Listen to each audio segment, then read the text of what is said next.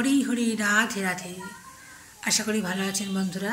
একটু আগে ডালের শর্ট ভিডিও দিয়েছি।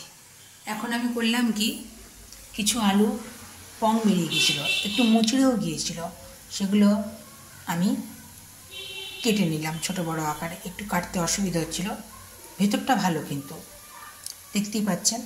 সেগুলো ভালো করে জলে ধুয়ে জল ছড়িয়ে রেখেছিলাম। এরপর কড়াইয়ে জল দিয়ে জল গরম হয়ে এলে এই কেটে রাখা আলুগুলি ওর মধ্যে দিয়ে দিয়েছিলাম আর একটু আদা কুচি। তারপরে একটু সামান্য সেদ্ধ হয়ে এলে আর নুন হলুদ দিয়েছিলাম, নুন হলুদ দিয়ে সেদ্ধ করতে দিয়েছিলাম।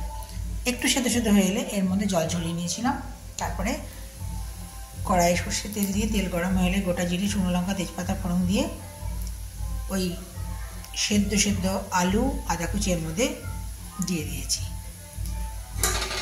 নুন হলুদ দিয়ে তো সেদ্ধ করতে দিয়েছিলাম। এবার একটু অল্প চিনি দিয়ে দেবো, আর গোলমরিচ গুঁড়ো নেই, গোটা গোলমরিচ আছে, একটু থেতো করে এর মধ্যে দিয়ে দেবো।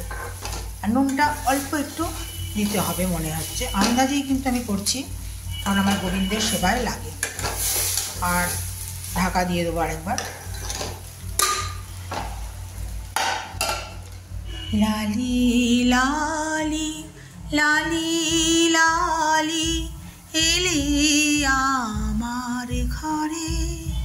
নিজের মনে লেখা, নিজের মনে সুর, রাধা মাধবের আশীর্বাদে এক কলি গাইলাম। লালি হচ্ছে আমার ছোট্ট রাধারানী, আমার ছোট্ট গোপালের খেলার সাথী। ও আসার পর কেমন যেন ঘরটা আনন্দময় হয়ে উঠেছে। বৃন্দাবন বর্ষানার মিলন ক্ষেত্র হয়ে গেছে। তাই তো আমি আমার ছোট্ট রুমটির নাম দিয়েছি শ্রীক্ষেত্র।